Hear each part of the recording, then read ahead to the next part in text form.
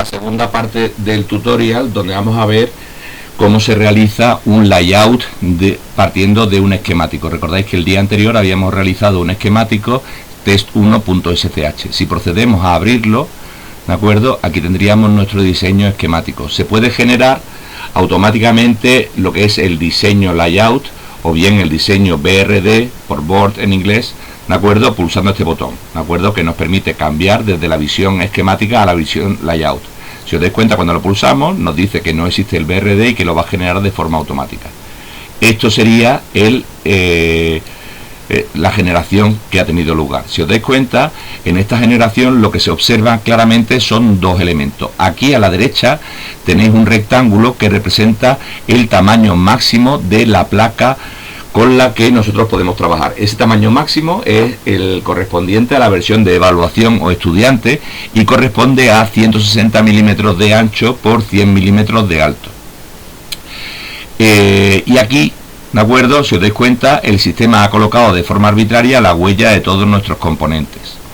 A continuación, si nos acercamos, los veríamos, ¿de acuerdo? Veríamos los dos terminales, ¿de acuerdo? Y veríamos también los condensadores y nuestro integrado, ¿vale? A continuación, antes de empezar propiamente lo que es el proceso de layout, vamos a explicar varios elementos que son bastante importantes de entender. El primero, ¿de acuerdo?, sería el grid. Este botón que tenéis aquí lo que nos permite hacer es definir si queremos que el grid se muestre o no. Por defecto no se muestra. Si queremos que se muestren a través de una retícula o solo mediante puntos. Y por último, las dimensiones que nosotros queremos, o bien dimensiones imperiales en pulgadas, ¿de acuerdo? O bien, como vamos a hacer nosotros, vamos a trabajar en métrica, vamos a cambiar las dimensiones a milímetros. Daros cuenta que el tamaño por defecto que se establece, digamos, en la herramienta es de 1,27 milímetros. Recordar que eso es la mitad de la separación entre patas through-hole. Si os dais cuenta, ¿de acuerdo?, todos los componentes están colocados sobre ese grid por defecto, y si os dais cuenta, la separación que hay entre dos patas deberían de ser de 100.000, ¿de acuerdo?, que corresponde a dos retículas de 50.000, como tenemos nosotros aquí, ¿vale? A continuación, ¿de acuerdo?, ya nos ha quedado claro lo que es el grid. A continuación vienen las capas o layers, es este botón que tenéis aquí. ¿Qué son los layers? Pues los layers son capas lógicas que intervienen en la generación de nuestro diseño. Algunas layers importantes, hay muchísimas layers, ¿de acuerdo?, pero las más importantes, el layer top representa el cobre en la cara superior, el cobre que se utiliza para interconectar elementos en la cara superior de nuestra placa. Es lo que se suele utilizar en diseños SMD. Recordad que los diseños SMD directamente se sueldan sobre el cobre. Por contra, si nosotros estamos trabajando con una tecnología through-hole, recordáis que hay que hacer un taladro y hay que soldar en la cara inferior, por lo cual bottom sería la cara inferior de rutado, ¿de acuerdo? El cobre en la cara inferior, donde se produce la soldadura. A continuación, pads. Los pads, si os dais cuenta, son estas siluetas verdes que hay alrededor del taladro. En el caso de through-hole, hay una silueta y un taladro. En el caso de SMD solo está la silueta. Eso lo que te permite es soldar lo que es el componente en ese punto, y desde ahí tendrá que haber una traza que te permite unir con otro componente. Recordáis que hace un instante había un rectángulo aquí a la derecha. Ese rectángulo utiliza el layer dimension. Dimension es por donde se va a cortar la placa de cobre, el tamaño efectivo que va a tener nuestra placa de cobre. Y a continuación el que vamos a ver se llama el silk. El silk es una tinta en blanco que se suele aplicar encima de las placas para dar carácter informativo, para ayudar, digamos, a la conexión de elementos, ¿de acuerdo?, o la reparación, etcétera. Entonces, el silk normalmente está compuesto de estas caras que vamos a ver aquí, ¿vale? El top place se suele utilizar para poner o bien texto o bien siluetas que ayuden o sea, por ejemplo, si os dais cuenta, veis aquí alrededor del terminal que hay un octógono, pues eso es un top place. A continuación, el top name, ¿de acuerdo?, sería el nombre que acompaña, digamos, al elemento. Si os dais cuenta, cout sería un top name, ¿de acuerdo? Y el top value sería este 100 micros 12 voltios. Simplemente por aclarar la placa y que no sea, digamos, demasiado confusa, me vaya a permitir que el top value lo elimine, ¿de acuerdo? Cuando le doy a aplicar, veis que ha desaparecido ese elemento. Bueno, y hay un layer adicional, ¿de acuerdo? Y es que si os dais cuenta, cuando nosotros tenemos los elementos, aquí me está indicando con una raya amarilla la conectividad. Ese layer, que me lo he saltado antes, es el layer unrouted, ¿de acuerdo? Son conexiones que tienen que ser hechas con cobre y que todavía están pendientes de realizar. Hasta que todas las pistas no estén rutadas, desaparezca por completo la pista unrouted, nuestro diseño no ha acabado.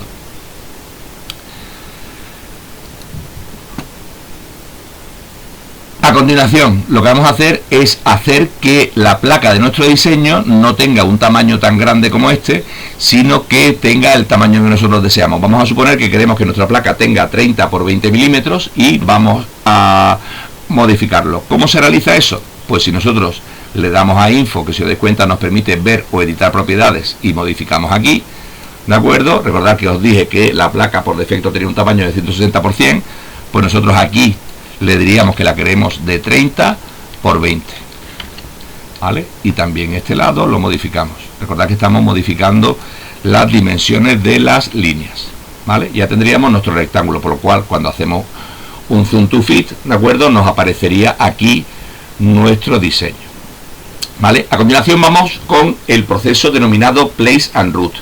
Se llama Place and Route y es un proceso iterativo. ¿Por qué? Pues porque lo primero que se suele hacer es colocar los elementos de la forma más adecuada y a continuación a intentarlos rutar, ¿de acuerdo? Entonces, por ejemplo, os voy a dar una pista. Imaginaros que yo voy y coloco este componente aquí, ¿de acuerdo? Tal cual me ha salido lo muevo ahí.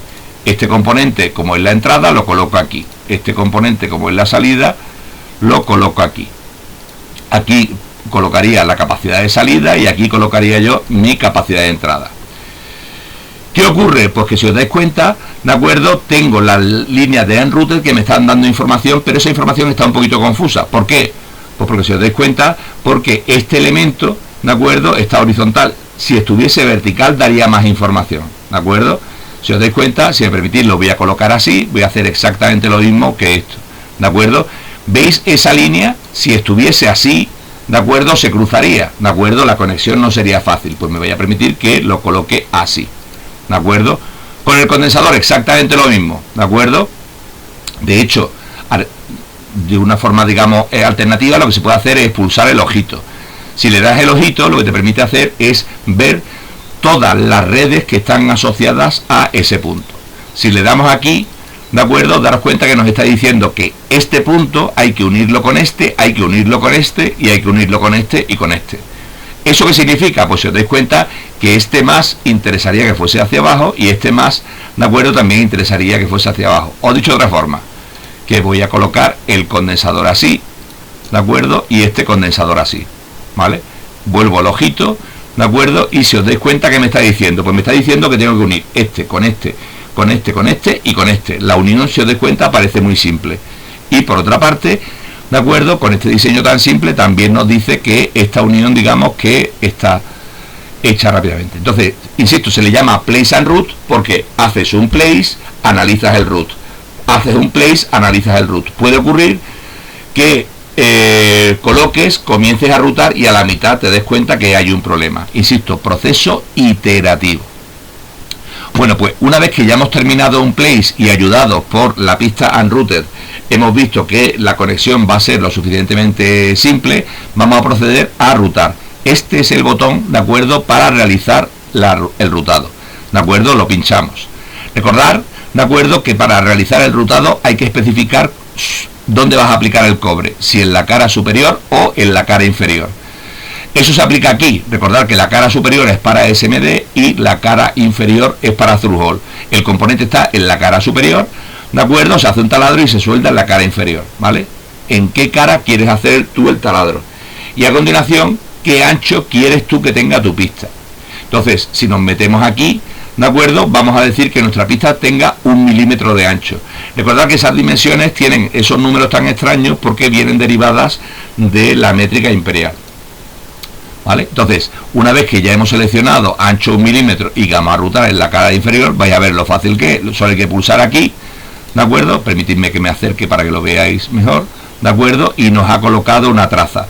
Daros cuenta que esa traza de cobre, desde la versión 7 de Eagle, lo que tiene también es la red, ¿de acuerdo?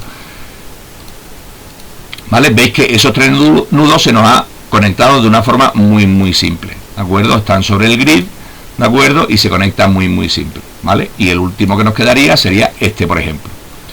A continuación, ¿de acuerdo? Tenemos que hacer esta conexión en ángulo, ¿de acuerdo? Hay una opción que antes no la he dicho, y es que Eagle por defecto establece la conexión en ángulo así.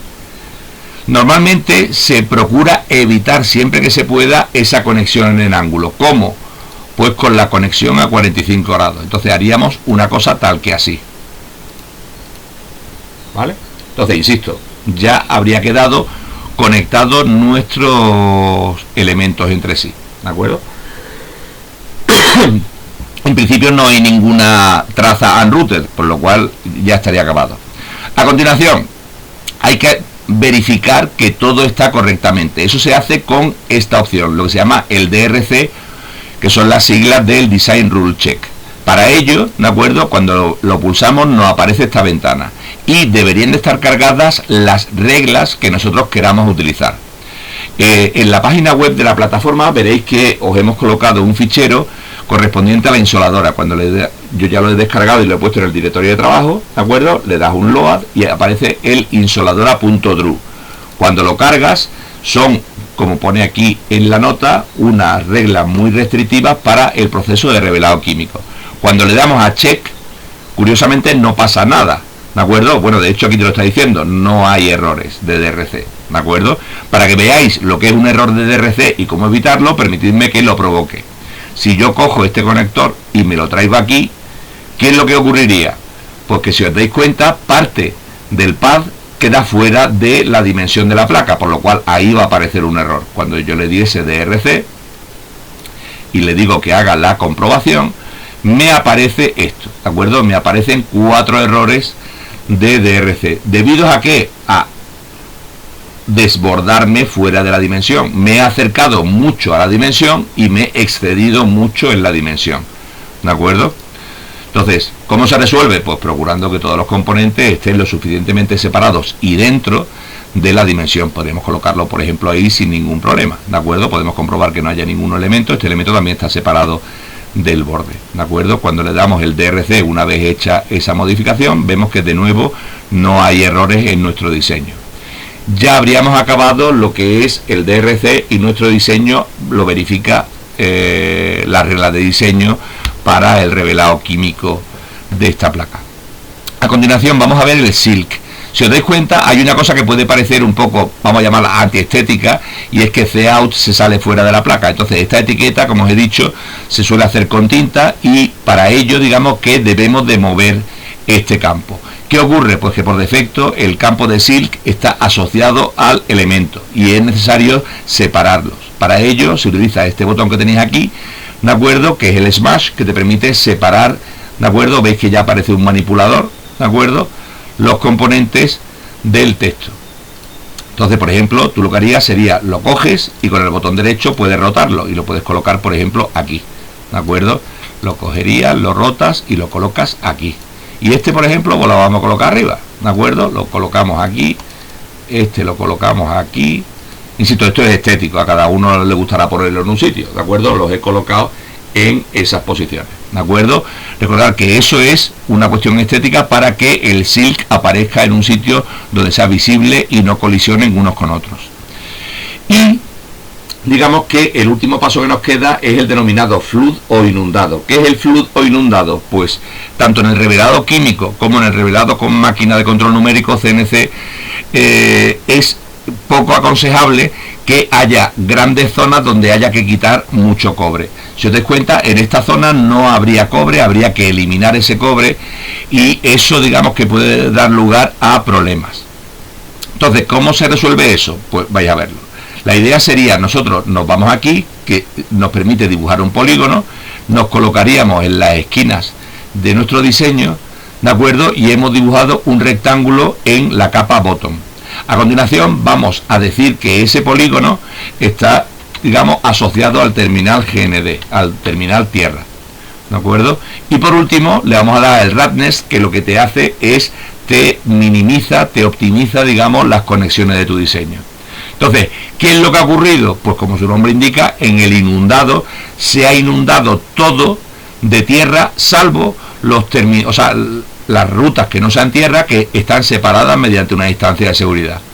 Observar que en particular las rutas correspondientes a la tierra han desaparecido porque están englobadas con lo que es propiamente, digamos, el flood de la tierra.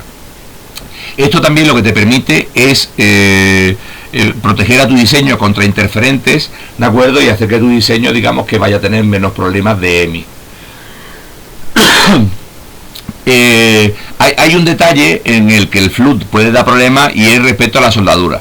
Entonces, ¿por qué? Pues porque cuando aplicases el soldador deberías de calentar una superficie de cobre muy grande. Por eso aparece el concepto de los denominados thermals. No sé si os dais cuenta que aquí alrededor de la pata del condensador, la pata de tierra del condensador, se ha creado una estructura. Esa estructura favorece lo que es propiamente la soldadura. Eso se llaman los thermals. Bueno, y en principio aquí habríamos llegado, ¿de acuerdo? O sea, podemos hacer un DRC de nuevo, pero en principio el sistema, digamos que lo ha generado automáticamente y no tiene que haber problemas, ¿de acuerdo? Y ya solo quedaría salvar nuestro diseño. Si os dais cuenta, cuando yo le doy a salvar nuestro diseño, si nos vamos a el control panel, vemos que aparte del SCH ha aparecido un fichero con extensión BRD, que es el layout de nuestro diseño. Para completar, permitidme que os enseñe cómo quedaría en 3D nuestro diseño. Esto sería una vista 3D de nuestro diseño acabado. Si os dais cuenta, estaría el terminal de entrada, el terminal de salida. Aquí estaría el integrado, condensador. Tengo otro visto desde detrás, donde tendríamos los dos condensadores, ¿de acuerdo? Y los dos terminales, ¿vale? Y por último, tenemos también una vista inferior, donde, si os dais cuenta, tenemos los terminales, ¿de acuerdo?, que sobresale por la parte inferior, donde es necesario hacer la soldadura, y evidentemente el cortado. Hay terminales que son mucho más largos de lo que es necesario. Pues bueno, con esto hemos acabado. Seguiremos en la sesión 3.